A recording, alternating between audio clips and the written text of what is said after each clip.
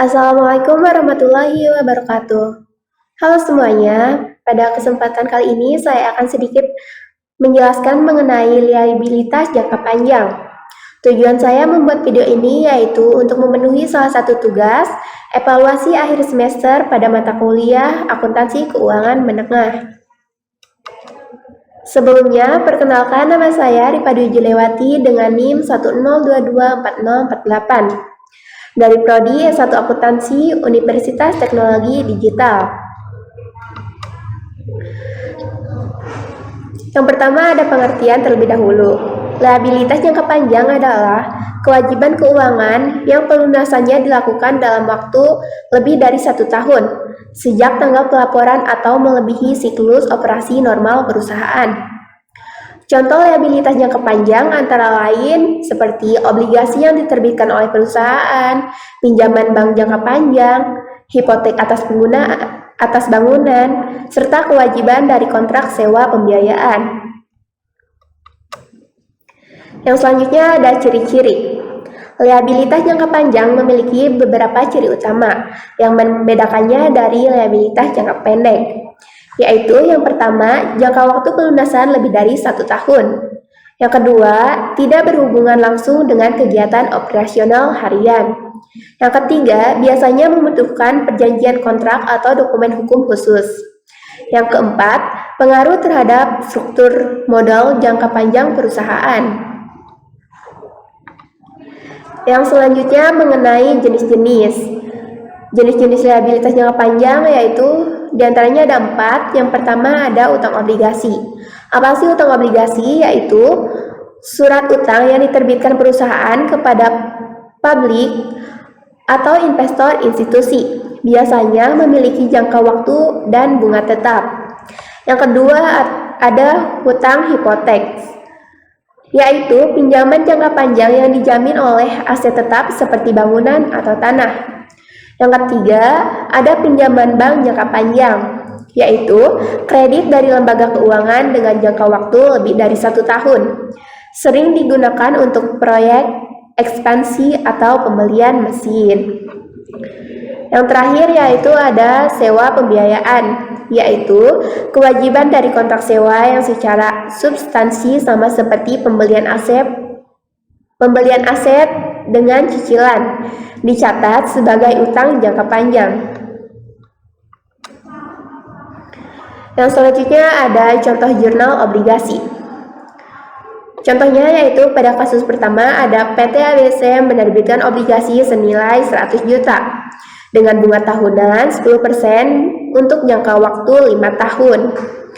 Lalu apa sih jurnalnya? Yang pertama, saat obligasi diterbitkan, perusahaan menerima uang tunai dari investor. Maka jurnalnya ada kas pada debit senilai 100 juta, lalu di kredit ada utang obligasi senilai 100 juta. Yang selanjutnya ada pembayaran bunga tiap akhir tahun. Untuk bunga 10% dikali nilai obligasinya yaitu 100 juta, yaitu dengan total 10 juta. Maka jurnalnya beban bunga di debit senilai 10 juta dan kas di kredit senilai 10 juta. Lalu yang ketiga, saat obligasi jatuh tempo atau tahun kelima, perusahaan melunasi pokok obligasi. Lalu jurnalnya ada utang obligasi senilai 100 juta seperti obligasi awal yang dipinjam yaitu 100 juta. Lalu di kreditnya ada kas senilai 100 juta juga. Yang selanjutnya ada contoh soal latihan. Pada soal latihan yaitu ada tanggal 1 Januari 2022, PT Maju Bersama memperoleh pinjaman dari bank sebesar 200 juta dengan bunga 12% per tahun, jangka waktu 3 tahun. Bunga dibayar setiap 31 Desember dan pokok pinjaman dibayar sekaligus di akhir masa pinjaman atau battle payment. Lalu jurnalnya atau jawaban dari soal latihan yaitu sebagai berikut.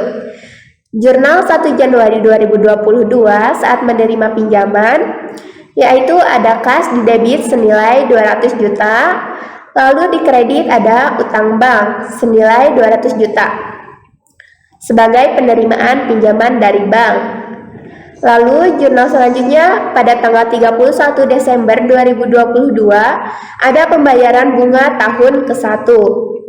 Jurnalnya ada beban bunga di debit dengan nominal 24 juta serta di kredit ada kas senilai 24 juta.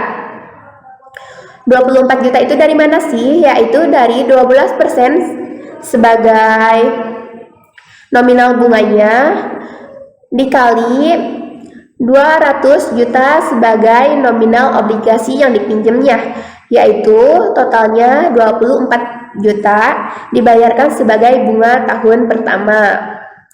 Lalu jurnal selanjutnya pada tanggal 31 Desember 2023 ada pembayaran bunga tahun kedua. Jurnalnya yaitu beban bunga di debit 24 juta, lalu ada kas di kredit senilai 24 juta. Sama kayak jurnal pada tanggal 31 Desember 2022 tahun sebelumnya. Lalu, jurnal ketiga pada tanggal 31 Desember 2024 ada pembayaran bunga tahun ketiga dan pelunasan pokok yang dipinjam. Lalu, jurnalnya yaitu ada beban bunga di debit senilai 24 juta, lalu ada utang bank di debit juga senilai 200 juta, lalu kas di kredit yaitu senilai 224 juta. Di akhir masa pinjaman, perusahaan membayar bunga terakhir dan seluruh pokok pinjaman sekaligus, yaitu dengan nominal 224 juta. Jadi kesimpulannya, liabilitas jangka panjang sangat penting dalam struktur pendanaan perusahaan. Biasanya digunakan untuk kegiatan investasi jangka panjang, bukan kegiatan operasional rutin. Lalu pencatatan akuntansinya harus cermat karena memengaruhi beban bunga, arus kas, dan posisi keuangan jangka panjang. Memahami jenis dan contoh jurnalnya membantu dalam menyusun laporan keuangan yang sesuai dengan prinsip akuntansi. Mungkin segitu aja yang dapat saya sampaikan. Mohon maaf apabila ada kesalahan. Semoga bermanfaat untuk semuanya. Wassalamualaikum warahmatullahi wabarakatuh.